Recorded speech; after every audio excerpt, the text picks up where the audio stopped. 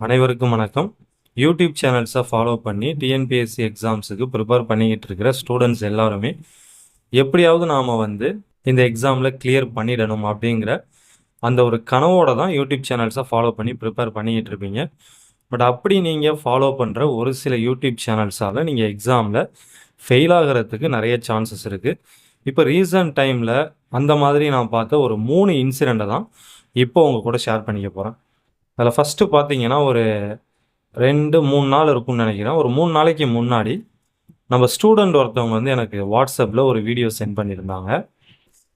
அந்த வீடியோவில் பார்த்தீங்கன்னா அந்த வீடியோட தம்ப்நெயிலே பார்த்தீங்கன்னா என்ன வச்சுருந்தாங்கன்னா, குரூப் 2 குரூப் 4 தமிழுக்கு இனிமேல் இந்த ஒரு புத்தகம் போதும், டிஎன்பிஎஸ்சி அஃபிஷியலாக சொல்லிட்டாங்க அப்படிங்கிற மாதிரி தம்ப்நெயில் இருந்தது.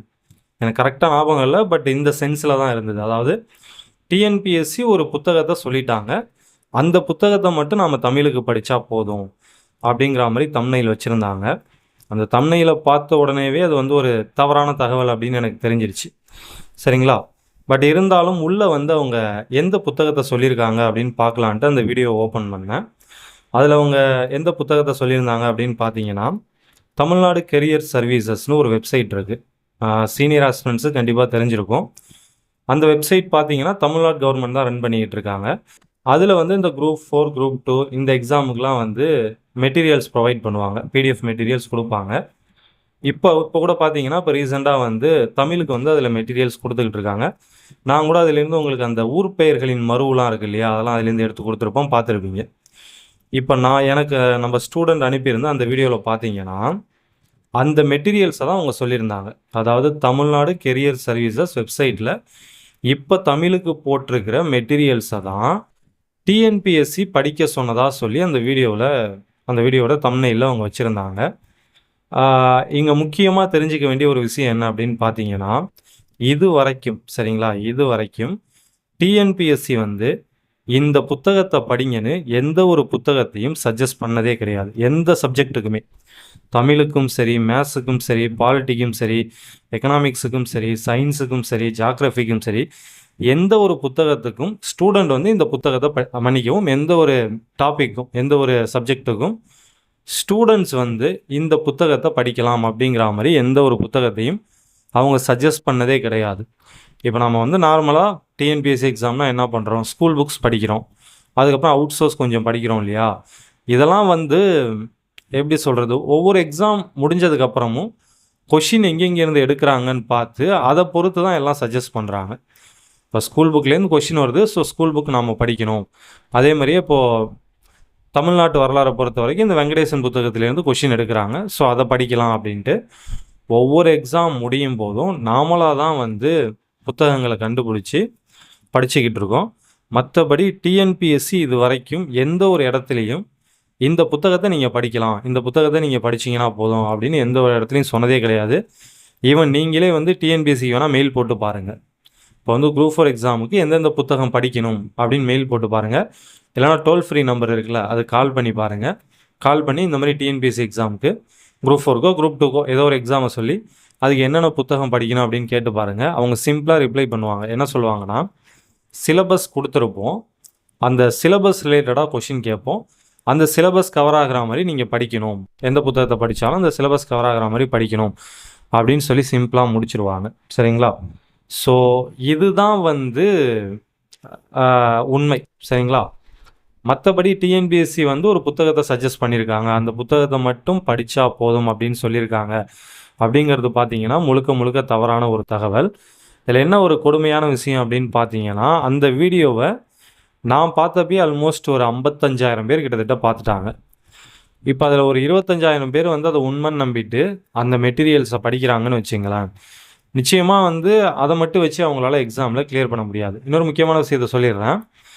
அப்போது தமிழ்நாடு கெரியர் சர்வீசஸ் வெப்சைட்டில் அவங்க கொடுக்குற மெட்டீரியல்லேருந்து கொஷின் வராதா அப்படின்னு கேட்டிங்கன்னா அப்படி கிடையாது. சரிங்களா? அதிலேருந்தும் கொஷின்ஸ் வரலாம், பட் கண்டிப்பாக அதிலேருந்து தான் வரும் அப்படின்னு சொல்ல முடியாது. உறுதியாக அதிலேருந்து தான். இப்போ 100 கொஷின் இருக்கா தமிழில், 100 கொஷினுமே அதுலேருந்து தான் வரும் அப்படின்னு உறுதியாலாம் சொல்ல முடியாது.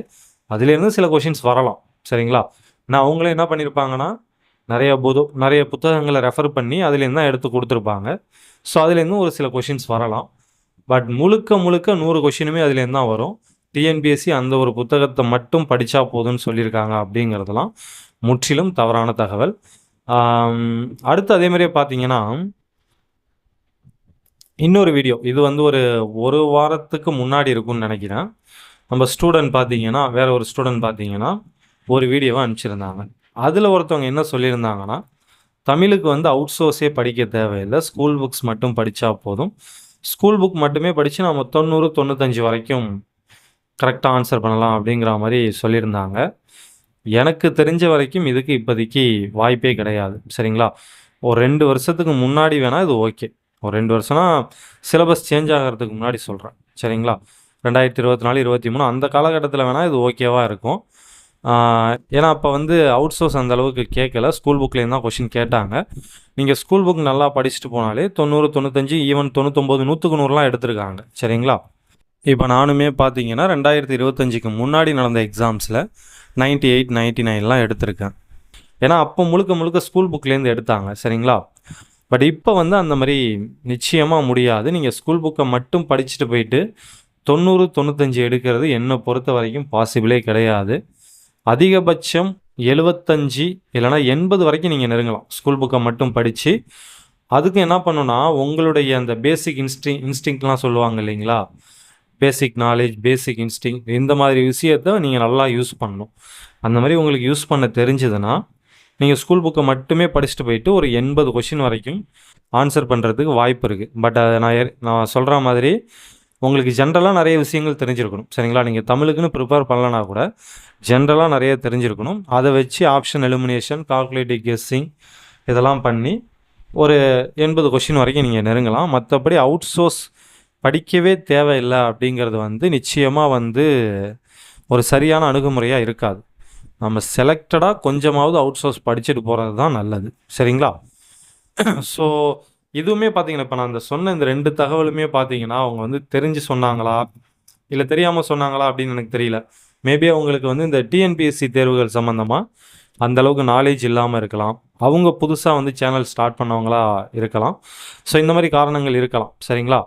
பட் எப்படி இருந்தாலும் இதை நம்பி ஒருத்தவங்க வந்து அதை ஃபாலோ பண்ணாங்கன்னா நிச்சயமாக வந்து எக்ஸாமில் அதனால் நெகட்டிவாக ஏதாவது நடக்கிறதுக்கு தான் வாய்ப்பு இருக்குது. ஸோ இந்த 2 இன்சிடெண்ட். அதுக்கப்புறம் பார்த்தீங்கன்னா, இது வந்து நானே பார்த்தது ஒரு ஒரு வீடியோ. எனக்கு வந்து இப்போ நான் வந்து டிஎன்பிஎஸ்சி சம்மந்தமாக வீடியோஸ் போடுறதுனால எனக்கு சஜஷனில் யூடியூப்பை நான் ஓப்பன் பண்ணேன்னா எனக்கு சஜஷனில் காட்டுற வீடியோஸும் பார்த்தீங்கன்னா மேக்ஸிமம் டிஎன்பிஎஸ்சி சம்மந்தமான வீடியோஸ் தான் இருக்கும். ஸோ அதில் பார்த்தீங்கன்னா ஒரு சேனல் அதில் என்ன பண்ணியிருந்தாங்கன்னா, இப்போதைக்கு தமிழ் சிலபஸில் கவர் ஆகாத டாப்பிக்கெல்லாம் வந்து கிளாஸ் எடுத்திருந்தாங்க. அதாவது இப்போ டிஎன்பிஎஸ்சி எக்ஸாமில் என்ன நடக்கும்னா, சிலபஸை தாண்டி சில கொஷின்ஸ் கேட்பாங்க. 1, 2 கொஷின்ஸ் வந்து அப்பப்போ இருக்கும். பட் இவங்க எடுக்கிற அந்த கிளாஸஸ் பார்த்தீங்கன்னா சுத்தமாக ரெலவெண்ட்டே இல்லாமல் இருந்தது. சிலபஸுக்கும் அவங்க எடுக்கிறதுக்கும் சுத்தமாக கனெக்ஷனே இல்லாமல் இருந்தது.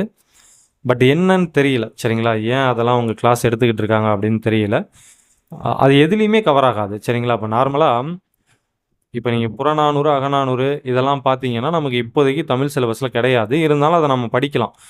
ஏன்னா ஜிஎஸ்ல வந்து யூனிட் 6ல் சங்ககாலம் முதல் இக்காலம் வரையிலான தமிழ் இலக்கிய வரலாறு அப்படின்ட்டு ஒரு இது கொடுத்துருப்பாங்க, ஒரு டாபிக் கொடுத்துருப்பாங்க. அது கீழே அது கவர் ஆகும். சரிங்களா?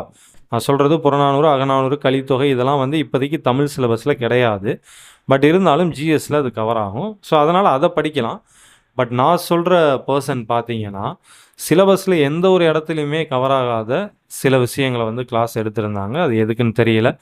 ஸோ இந்த மாதிரி சில யூடியூப் சேனல்ஸ் வந்து முக்கியமான காரணம் அவங்களுக்கு அந்தளவுக்கு எக்ஸ்பீரியன்ஸ் இருக்காதுன்னு நினைக்கிறேன். டிஎன்பிஎஸ்சி தேர்வுகள் சம்மந்தமாக அந்தளவுக்கு அவங்களுக்கு நாலேஜ் இருக்காதுன்னு நினைக்கிறேன். அதனால் இந்த மாதிரி தவறான சில தகவல்களை கொடுத்துட்றாங்க. இப்போ ஒரு சீனியர் ஆஸ்பிரண்ட் ஆல்ரெடி எக்ஸாம் எழுதினவங்களுக்கு இதெல்லாம் ஃபால்ஸ் இன்ஃபர்மேஷன் அப்படிங்கிறது நிச்சயமாக தெரிஞ்சிடும். அவங்க அதை பார்த்தோன்னே கண்டுபிடிச்சிருவாங்க. ஆனால் இப்போ ஒரு ஃப்ரெஷராக இருக்காங்கன்னு வச்சிங்களேன், அவங்களுக்கு வந்து இதெல்லாம் தெரியறதுக்கு வாய்ப்பு கிடையாது. இதை உண்மைன்னு நம்பி அவங்க ப்ரிப்பேர் பண்ண ஸ்டார்ட் பண்ணாங்கன்னா நிச்சயமாக வந்து எக்ஸாமில் அது ஒரு நெகட்டிவான ரிசல்ட்டை தான் அவங்களுக்கு கொடுக்கும். ஸோ அதனால் கொஞ்சம் நீங்கள் ஏதாவது ஒரு யூடியூப் சேனலை ஃபாலோ பண்ணிங்கன்னா அது கரெக்டாக அப்படின்ட்டு நீங்கள் ஒரு டைம் அவங்க சொல்கிற விஷயங்கள் கரெக்டாக அப்படின்னு நீங்கள் ஒரு டைம் க்ராஸ் செக் பண்ணிவிட்டு அதுக்கப்புறம் அவங்க சொல்கிறத ஃபாலோ பண்ணுங்கள். ஸோ இது வந்து ஜஸ்ட்டு வந்து இதை தெரியப்படுத்தணும் புதுசாக, அதுவும் வந்து புதுசாக படிக்கிறவங்களுக்கு. ஸோ இந்த மாதிரியான விஷயங்களை தெரியப்படுத்தணும் அப்படிங்கிறதுக்காக தான் இந்த வீடியோ. மற்றபடி யாரையும் குறை சொல்லணும், விமர்சனம் பண்ணணும் அப்படிங்கிறதெல்லாம் கிடையாது.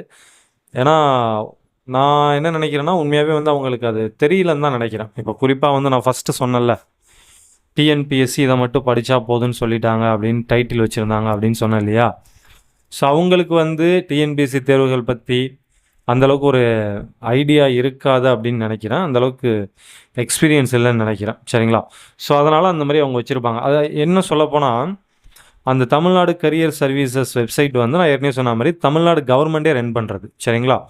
ஸோ கவர்மெண்ட்டே ரன் பண்ணுற அந்த வெப்சைட்டில் அதை போடுறதுனால டிஎன்பிஎஸ்சி எக்ஸாமில் அதுலேருந்து தான் கொஷின் கேட்பாங்க அப்படிங்கிற மாதிரி கூட அவங்க நினச்சிருக்கலாம். பட் அந்த மாதிரி கிடையாது. சரிங்களா? இதுக்கும் டிஎன்பிஎஸ்சிக்கு சம்மந்தமே கிடையாது. ஸோ இது வந்து எம்ப்ளாய்மெண்ட் டிபார்ட்மெண்ட்டுன்னு நினைக்கிறேன். அவங்க வந்து ரன் பண்ணுற ஒரு வெப்சைட் இது. டிஎன்பிஎஸ்சி ஒரு தனி அமைப்பு. சரிங்களா? ஸோ அவங்க இதுலேருந்து தான் கொஷின் எடுப்பாங்க அப்படின்னு கிடையாது. ஸோ இந்த மாதிரி சில புரிதல் இல்லாமல் சில பேர் வந்து சில தவறான தகவல்களை யூடியூப்பில் கொடுத்துக்கிட்டு இருக்காங்க. ஸோ அதனால் நீங்கள் அந்த மாதிரி எதாவது பார்த்தீங்கன்னா கொஞ்சம் கிராஸ் செக் பண்ணிவிட்டு அதுக்கப்புறம் அதை ஃபாலோ பண்ண ஸ்டார்ட் பண்ணுங்கள். அவ்வளோதான்.